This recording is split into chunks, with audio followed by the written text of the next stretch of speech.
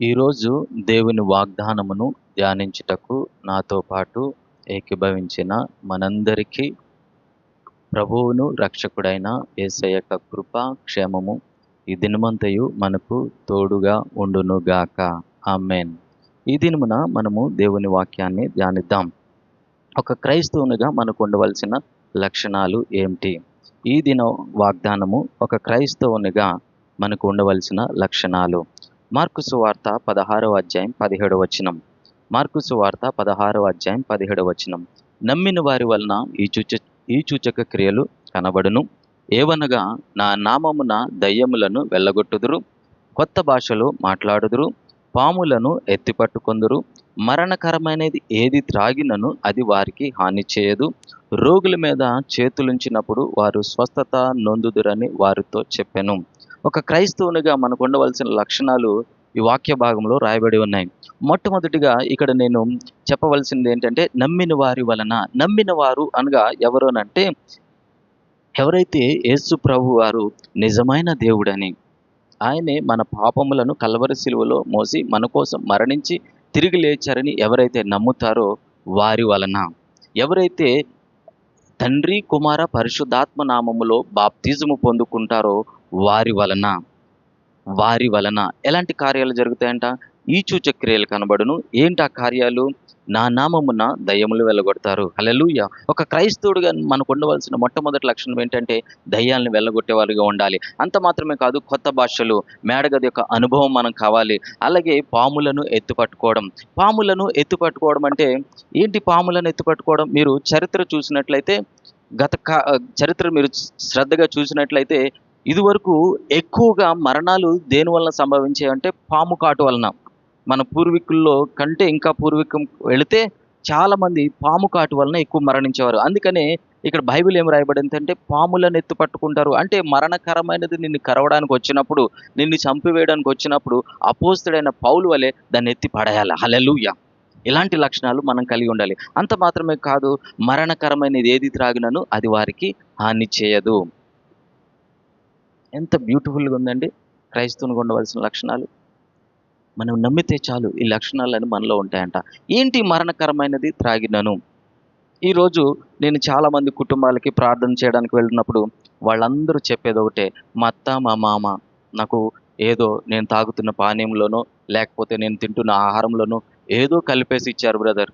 ఆ రోజు నుంచి నా శరీరం అనారోగ్యానికి గురవుతుంది. చూడండి బ్రదర్, ఫలానా మాకు తెలిసిన వ్యక్తి ఎవరో చేతబడి చేయడం వల్ల, చేతబడి చేయడం అంటే ఎలా అంట, వాళ్ళు తినే స్వీట్లోనో లేకపోతే ఆహారంలోనో ఏదో కలిపి పెట్టడం బట్టి ఈ వ్యక్తి ఏమయ్యాడంట? బలహీనుడైపోయాడంట. క్రైస్తవుడు అలా మాట్లాడకూడదు. క్రైస్తవుడికి ఎలాంటి లక్షణాలు కలిగి ఉండాలి? మరణకరమైనది త్రాగినను జయించేవారిగా ఉండాలి. ఇది నిజ క్రైస్తవుని యొక్క లక్షణము. హల్లెలూయా. ఈరోజు యేసయ్యే నిజమైన దేవుడని బాప్తిజం అనుభవంలోకి వచ్చిన నీవు, తండ్రి కుమార పరిశుద్ధాత్మ నామమున బాప్తిజం పొందుకున్న నీవు, మరణకరమైనది ఏది త్రాగినను నీకు హాని కలగకుండును కాక, మరణకరమైనది ఏది త్రాగినను నువ్వు మరణించుకుందువు గాక. ఆమేన్. అయితే మీకు ఒక డౌట్ రావచ్చు, బ్రదర్ మరణకరమైనది ఏది త్రాగినను చావమంటున్నావు కదా, నేను కూడా తండ్రి కుమార పరిశుద్ధాత్మ నామమున బాప్తిజం తీసుకున్నాను కాబట్టి ఇదిగో నీ ముందే నేను పలానది త్రాగుతున్నా, లేదంటే నువ్వు త్రాగు, నువ్వు మరణించకూడదు కదా ఈ వాక్యము ద్వారా అని మీకు చాలామందికి డౌట్ రావచ్చు. అయితే ఇక్కడే మనం చాలా జాగ్రత్తగా ఉండాలి. బైబిల్ ఏం సెలవిస్తుందంటే, హోషేయ గ్రంథం 4:6లో నా ప్రజలు జ్ఞానము లేక నశించిపోతున్నారంట. మరణకరమైనది ఏది త్రాగినను వారికి ఏ విధమైన హాని చేయదంటే, కావాలని తాగడం కాదు. హల్లెలూయా. కావాలని తాగితే నువ్వు నిజంగానే చేస్తావు. అది కాదు. పొరపాటున ఎవడైనా నీకు చంపివేయాలని నీకేదైనా విషకరమైన ప్రయోగం చేసినా కానీ నువ్వు బ్రతుకుతావు. ఎప్పుడు తెలుసా? తండ్రి కుమార పరిశుద్ధాత్మ నామమున బాప్తిజం పొందుకుని యేసయ్యే నిజమైన దేవుడని నమ్మినప్పుడు. హల్లెలూయా. అందుకనే మనం అలా శోధించకూడదు. నేను ఇది తాగుతున్నా, దేవుడిని నమ్మను కాబట్టి నేను ఇది తాగుతున్నా, బాప్తిజం పొందుకున్నాను కాబట్టి ఈ విషకరమైన తాగుతున్నా, రండి నేను చావకూడదు అని ఎప్పుడు కూడా దేవుడిని నువ్వు శోధించకూడదు ప్రియ కుమారుడా. హల్లెలూయా. అందుకని ఇప్పుడు దేవుని వాక్యం ఏం సెలవిస్తుందంటే, నువ్వు ఎప్పుడైతే నమ్ముతావో నీ వల్ల మొట్టమొదటిగా ఏముండాలి తెలుసా? దయ్యములను వెళ్ళగొట్టే లక్షణం కలిగి ఉండాలి. రెండవదిగా కొత్త భాషలు మాట్లాడే మేడగది అనుభవం కలిగి ఉండాలి. మూడవదిగా పాములను, ఏ విషకరమైనది వచ్చి నిన్ను తాకినా కరిచినా నువ్వు చనిపోకూడదు.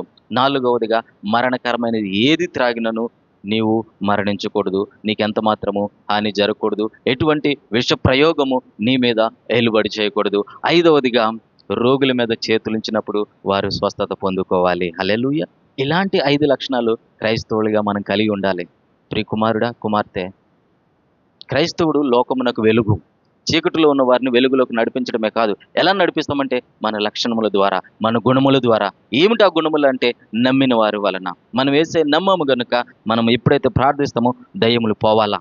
దయ్యములు మనల్ని చూసి పారిపోవాలి కానీ దయ్యాలను చూసి మనం పారిపోకూడదు. క్రైస్తవుడా, చాలామంది అంటారు, అయ్యో దయ్యాలు దయ్యాలు దయ్యాలు, నిద్ర పట్టట్లేదు, ఏవేవో రకరకాల శబ్దాలు వస్తున్నాయి. కాదు, యేసుక్రీస్తు నామమున బయటకు పో అంటే నీలోంచి దయ్యాలు బయటకు పోవాలా. నువ్వెవరి మీద అయితే చేతులుంచి ప్రార్థిస్తావో అది ఎటువంటి రోగమైనను స్వస్థత కలగాలి. నువ్వు ఎలాంటి చేతబడు శక్తుల చేత బంధింపబడిన వారి మీద చేతులుంచి ప్రార్థించినప్పుడు వారి బంధకంలోంచి బయటకు వచ్చేయాలి. హల్లెలూయా. అంత మాత్రమే కాదు, నీ మీద ఎవరు విష ప్రయోగాలు చేసినా నువ్వు చనిపోకూడదు. ఒక దేవుడు లేని అన్యజను వలె నువ్వు దేవుడిని నమ్మి ఉన్నావు కనుక నువ్వు బ్రతకాలి. కాబట్టి ఇలాంటి లక్షణాలు కలిగి ఉందామా? ఇలాంటి లక్షణాలు మనకులోకి రావాలి అని అంటే మనం ఏం చేయాలంటే నమ్మి బాప్తిజం పొందుకోవాలి. ఈ వాక్యం వింటున్న నీవు ఇంకా యేసయ్య నిజమైన దేవుడని అంగీకరించలేదా? ఇంకా తండ్రి, కుమార, పరిశుద్ధాత్మనామన బాప్తిజం పొందుకోలేదా? ఇదే సమయము. హల్లెలూయా. మనకి చాలా సమయం చాలా దగ్గరగా ఉందండి. మీకు అర్థమవుతుందో లేదో చూడండి. లోకంలో చూసినట్లయితే ఎక్కడ చూసిన యుద్ధాలు, భూకంపాలు, ప్రకృతి వైపరీత్యాలు, వికెడ్ అంటే తాగుబోతులు, నరహత్య చేసేవాళ్ళు, దౌర్జన్యం చేసేవాళ్ళు, ఇతరులను మోసం చేసేవాళ్ళు, అంత మాత్రమే కాదు స్వలింగ సంపర్కులు, పురుషులు స్త్రీల వలె, స్త్రీలు పురుషుల వలె మాట్లాడుతున్న దినాల్లో ఉన్నాం. కనుక ఇవి చివరి గడియలు. కుమారుడా, కుమార్తె, ఈరోజు ఈ వాక్యం వింటున్న నీవు ఈ సమయాన్ని పోనివ్వకు. సమయాన్ని సద్వినియోగం చేసుకో. తండ్రి, కుమార, పరిశుద్ధ ఆత్మనామములో బాప్తిజం పొందు. నువ్వు నమ్మవు గనుక నీ ద్వారా కూడా దేవుడు అద్భుతాలు జరిగించి లోకానికి వెలుగుగాను, లోకానికి ఉప్పుగా చేయడానికి ఆయన సిద్ధంగా ఉన్నాడు. కాబట్టి ఈ దినమున మీరు ఏ సంఘానికి అయితే వెళ్తున్నారో ఆ సంఘ పాస్టర్తో మీరు మాట్లాడండి. నేను బాప్తిజం తీసుకోవాలనుకుంటున్నా, ఏంటి ఏం చేయాలి, ఎలా సిద్ధపడాలి, ఇవన్నీ మనం ఎప్పుడైతే సంఘ కాపురులతో కూర్చుంటామో వారు ఇవన్నీ మనకు బోధిస్తారు. అంత మాత్రమే కాదు, నీకు చెడ్డ స్నేహితులు ఉండకూడదు. నువ్వు చెడ్డ స్నేహితులు ఉన్నంతకాలం ఇలాంటి అనుభవాల్లోకి నువ్వు రాలేవు. కనుక చెడ్డ స్నేహితులను దూరం చేసుకో. లోకానికి సంబంధమైన స్నేహితులను దూరం చేసుకో. కనుక యేసయ్యను నమ్ము, బాప్తిజం పొందుకోగానే నీలోంచి నువ్వు వెళ్ళగానే దయ్యాలు పారిపోతాయి. నువ్వు వెళ్ళగానే గృహాల్లో సమాధానం వస్తుంది. నువ్వు వెళ్ళి చేతుల నుంచి ప్రార్థించగానే రోగులు స్వస్థత పొందుకుంటారు. మరణకరమైన రోగంతో ఉన్నవాళ్ళు కూడా తిరిగి లెగిస్తారు. నీ మీద ఎటువంటి విష ప్రయోగాలు పనిచేయవు. ఎటువంటి సాతాను ఏలుబడి నీ మీద పనిచేయదు. ఎటువంటి ప్రమాదములు నీకు జరగవు. ఇలాంటి గొప్ప రక్షణ యేసయ్య తన రక్తము ద్వారా మనకు అనుగ్రహించి ఉన్నారు. కనుక ఈ దినమున ఈ వాక్యం వింటున్న నీవు బాప్తిజ అనుభవంలోకి వచ్చి యేసయ్యలో స్థిరపడాలని ప్రార్థన చేద్దాం. హల్లెలూయా. మీ బిడ్డల్లో కానీ, మీ కుటుంబ సభ్యుల్లో కానీ, మీ అన్నదమ్ముల్లో కానీ, మీ భర్తలు, మీ భార్యలు ఇంకెవరైనా రక్షణ పొందుకోలేదా? వారందరి గురించి మనం ప్రార్థన చేద్దాం. ఈ ఉదయకాల సమన అందరి ప్రార్థనలు ఏకీభవిద్దామా? ప్రేమగల తండ్రి, కృపగల యేసయ్య, ఆదరణకర్త అయిన పరిశుద్ధాత్మదేవ, మీ ఘనమైన, శ్రేష్టమైన, ఉన్నతమైన, ప్రశస్తమైన నామనకు వేల కొలది వందనం చెల్లిస్తున్నాం ప్రభా. ఇదిగోనైనా ఉదయకాల సమయంలో ప్రభా, ఈ దేవుని నీ యొక్క వాగ్దానం వింటున్న ఈ బిడ్డలందరిలోకి ప్రభా ఇటువంటి లక్షణములు వచ్చును గాక. అంత మాత్రమే కాదు ప్రభా, ఎవరైతేనైనా వారి కుటుంబ సభ్యుల నిమిత్తము, వారి భర్తల నిమిత్తము, భార్యల నిమిత్తము, వారి కుమారుల నిమిత్తము ప్రభా ప్రార్థన చేస్తున్నారు. వారు మారు మనసు నిమిత్తం యేసుక్రీస్తు నామమున ఈ భూమి మీద మేము ఏకీభవించి అటు బిడ్డల నిమిత్తము ప్రార్థన చేస్తున్నాము గనుక నేను వారందరూ రక్షణలోకి వచ్చుదురుగాక. నేను నీవే నిజమైన దేవుడవని నమ్ముదురుగాక, అంగీకరించుదురుగాక, సొంత రక్షకుడిగా అంగీకరించుదురుగాక. అంత మాత్రమే కాదు ప్రభువా, తండ్రి, కుమార, పరిశుద్ధాత్మ నామమున బాప్తిజం యొక్క అనుభవంలోకి వారు వచ్చుదురుగాక. Thank you lord. అలాంటి కృపను ఈ ప్రార్థనలు ఏకీభవించిన ప్రతి బిడ్డకును నేను ఎవరి నిమిత్తమైతే ఏకీభవించి ప్రార్థన చేస్తున్నారు వారందరికీ ఇటు కృప కలుగును గాక, అటు రక్షణలోకి వచ్చుదురుగాక. ఎప్పుడైతే ఇలాంటి రక్షణలోకి వస్తారో ప్రభా, దయ్యముల మీద అధికారం ఇచ్చి ఉన్నావు ప్రభా, నేను పాముల మీద అధికారం ఇచ్చి ఉన్నావు ప్రభా, మరణం మీద అధికారం ఇచ్చి ఉన్నావు ప్రభా, నేను రోగముల మీద అధికారం ఇచ్చి ఉన్నావు ప్రభా, మేడగది యొక్క అనుభవం ఇచ్చి ఉన్నావు ప్రభా, గొప్ప సూచక్రియలు అద్భుతాలు చేసి నేను అభిషేకం మాకు ఇచ్చి ఉన్నావు ప్రభా. కనుక నిజ క్రైస్తవులుగా మేము ఎలాంటి లక్షణాలు కలిగి జీవించాలి. కనుక ఇలాంటి లక్షణములకు ఇలాంటి అనుభవంలోనికి నేను ఈ ప్రార్థనలో ఏకీభవించిన ప్రతి బిడ్డ, ప్రతి క్రైస్తవుడు, ప్రతి సంఘ బిడ్డ అటు అనుభవంలోకి వచ్చును గాక. అటుగా వారందరినీ అభిషేకించినందుకే వందం చెల్లిస్తూ యేసుక్రీస్తు నామన మా మనవులను అడిగి పొందుకున్నాం తండ్రి. Amen, amen, amen. మన తండ్రి అయిన దేవుని ప్రేమ, ప్రభువైన యేసుక్రీస్తు వారి యొక్క కృప, పరిశుద్ధాత్మ దేవుని యొక్క సన్నిధి సహవాసము మనకు సకల పరిశుద్ధులకు ఈ దినమంతయు సదాకాలము తోడేండును గాక. Amen, amen, amen. అర్థమైందండి? కనుక మనం ఎప్పుడైతే నమ్మి బాప్తిజం పొందుకుంటామో మనం వెళ్ళగానే దయ్యాలు పారిపోతాయి.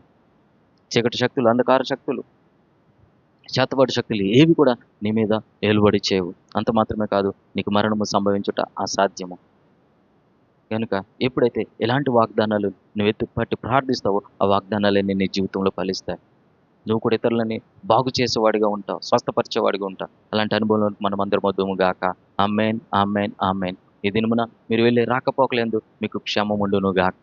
ఈ దినమున మీరు చేస్తున్న ప్రతి చేతి పని ఆశీర్వదించబడును గాక. మీరు బయటికి వెళ్ళేటప్పుడు, లోపలికి వచ్చేటప్పుడు దీవించబడుదురు గాక. మీరు తినే ఆహారము, పానీయము దీవించబడి మీ మధ్య నుండి రోగములు తొలగిపోవును గాక. మీరు దేని విషయమైతే వేచి ఉన్నారో, దేని విషయమైతే జవాబు నిమిత్తము వేచి ఉన్నారో 24 గంటల్లో మీ ప్రార్థనకు జవాబు వచ్చును గాక. Amen, amen, amen. దేవుడు మిమ్మల్ని దీవించును గాక. అందరికి వందనాలు. షాలోమ్.